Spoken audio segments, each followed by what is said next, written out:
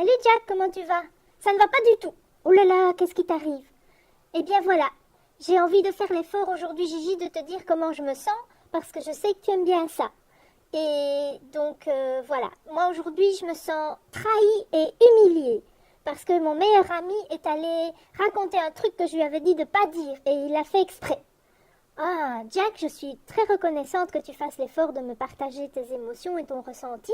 Ça me touche vraiment. Ça veut dire que tu aimes nos rencontres et ce que j'essaie de t'apprendre. En même temps, ça me donne envie, après t'avoir entendu, de t'expliquer une petite différence, en tout cas de t'en dire un peu plus par rapport à la notion de sentiment et de ressenti. Est-ce que tu es d'accord? Ah oui, oui, tout à fait. Moi, j'aime bien apprendre et puis t'expliques bien, toi, Gigi. Alors voilà, je t'ai entendu dire que tu te sentais trahi et humilié. Oui, c'est tout à fait ça. Alors, tu vois, ces mots-là sont des mots qui risquent de provoquer la fermeture de ton interlocuteur. Parce qu'en fait, ton meilleur ami va certainement le prendre contre lui. Il va sans doute penser que tu le vois comme un traître et quelqu'un qui a délibérément cherché à t'humilier. Mais oui, mais c'est tout à fait ce qu'il a voulu faire. Mais Jack, là, tu lui prêtes une intention. Tu interprètes son geste, en fait, et ses paroles. Tu te souviens de la différence entre une interprétation, un jugement et une observation? Ah oui, je crois que je comprends où tu veux en venir. Oh là là là là, je suis vraiment nulle. Non, non, Jack, tu es en train d'apprendre et c'est normal de faire des erreurs quand on apprend. Moi aussi, tu sais, je suis passée par là quand j'ai appris la communication non violente. Je me trompais aussi, c'est pas évident au début. Alors voilà, à ton avis, est-ce que tu pourrais me décrire les faits? Qu'est-ce qui s'est passé exactement? Alors voilà, en fait, mon meilleur ami, je lui avais dit que j'étais amoureux d'une fille, mais que je n'avais pas encore osé aller le dire à la fille en question. Et en fait, il a dévoilé ça, il a dit ça devant 5 de nos amis communs. Et les autres ont rigolé, évidemment. Ok, alors tu vois, ça, effectivement, c'est ce qui s'est passé factuellement. Alors, comment tu te sens en ayant vécu ça? Qu'est-ce que ça te fait d'avoir vu ton ami dire ça et d'avoir vu les autres se moquer? Ben, il y a plusieurs choses. D'abord, je suis déçue, je suis très déçue, parce que, en fait, ben, je lui avais demandé de ne pas le dire. Hein. Est-ce que tu veux dire que tu es déçue parce que pour toi, c'est important, la confiance et le respect des engagements? Il s'était engagé à ne rien dire? Oui, c'est ça. Alors, essaye, parce qu'on s'est déjà exercé quelques fois, essaye peut-être tout seul de... Tu m'as dit qu'il y avait d'autres parties de toi. Comment tu te sens, l'autre partie? Elle se sent comment?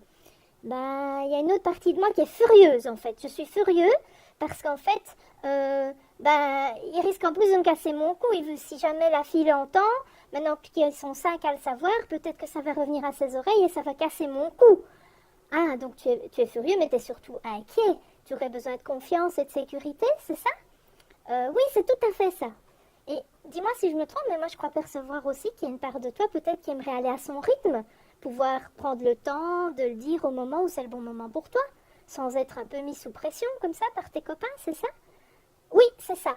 Et puis il y a autre chose aussi, ben voilà, je suis comme je suis, moi j'aimerais bien être acceptée comme je suis plus lent qu'eux, je suis pas un grand séducteur, moi je suis plutôt timide, et donc j'aimerais bien être acceptée comme je suis et qu'on se moque pas de moi. C'est ça. Donc pour toi c'est important qu'il y ait de l'ouverture, de la bienveillance et de l'acceptation, c'est ça? Oui, c'est tout à fait ça. Et comment tu te sens maintenant, Jack? Ben, comme l'autre fois, je me sens un peu plus apaisée, je suis moins fâchée. Ah, super. Et qu'est-ce que tu vas faire?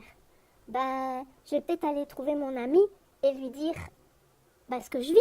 C'est ça que tu préconises. Ah oui, Gigi. Oui, c'est tout à fait ça. Et ça va? Tu te sens capable de le faire? Ben, je vais essayer et on verra bien ce que ça donne. Merci Gigi pour ton aide une fois de plus. Alors, je voudrais juste encore te dire une chose, Jack. Est-ce que tu perçois la différence entre trahi et humilié, qui sont ce qu'on appelle des évaluations masquées, c'est-à-dire que c'est teinté d'un jugement sur l'autre, sur ton meilleur ami, tu vois, c'est comme s'il était un traître. Et les mots que tu as identifiés après, déçu, furieux et inquiet. Tu vois, déçu, furieux et inquiet, c'est rien que toi, alors que trahi et humilié, ça dépend de l'autre. En fait, ce sont des mots. On dit que ce sont des... Tu te souviens, Marshall Rosenberg, regarde son livre est là. Il a intitulé son premier livre « Les mots sont des fenêtres ou des murs ». Ça veut dire que les mots peuvent contribuer à l'ouverture entre les personnes, à de la compréhension mutuelle et de l'acceptation, ou à de la fermeture. Les gens le prennent contre eux et ils n'ont plus envie de parler ou bien ils sont fâchés. Tu as perçu la différence entre les deux? Oui, oui, tout à fait. Alors tu vois, il y a une grande liste de mots comme ça. Si tu veux, je te la fournirai. Tu pourras les étudier pour la prochaine fois. Il y a à peu près, je sais pas, 25-30 mots. Je t'en donne quelques autres. Rejeter, attaquer, violenter. Enfin, il y a plein de mots. Ils ne me viennent pas comme ça à l'esprit, mais il y a 20-25 mots comme ça qui sont ce qu'on appelle des évaluations masquées ou des faux sentiments. Or, tu es 100% responsable de tes sentiments et de tes émotions. Ça va? On en reparlera la prochaine fois. Ok Gigi, merci, j'étudierai bien promis. Ciao!